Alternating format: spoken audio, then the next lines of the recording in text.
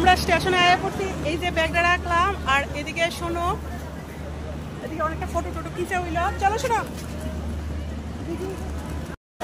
তো এখন আয়া পড়ছি স্টেশনের মধ্যে।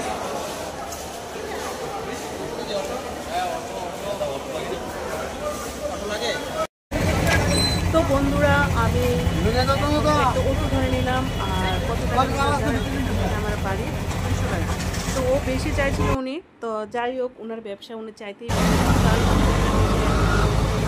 একদম একটাই দাঁড়িয়েছে। তো ঠিক আছে, ও যেহেতু তার মানে ছোটো কাকুটা নিয়ে আমাদের ভগবান মানে অনেকদিন পরে আমার আগে। তাছাড়া এই মন্দিরটা আমি দেখতে গেলাম, মানে আমাদের এখানে মানে খুব ভালো লাগে। তো আর বেশি টাইম নেই, আর 5 মিনিট আছে বাড়িতে চলে আসে। অনেকক্ষণ অপেক্ষা করে বাড়িতে আসছি, কিন্তু জার্নিটা আমার খুব ভালো লাগছে, খুব ক্লান্ত থাকবে। তো যাই হোক, নিজের জায়গা তো নিজেরই হয় না। তো চলে আসলাম বাড়িতে। বাড়িতে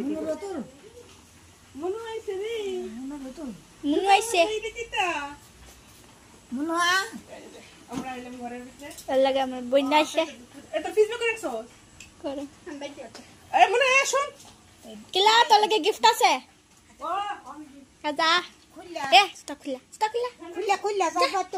একবার খুললে খুললে আইব তালা কিন্তু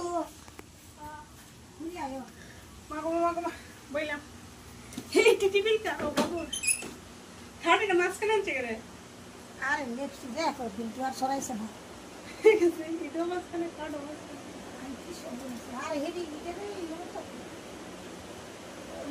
ধুলাবালি পরে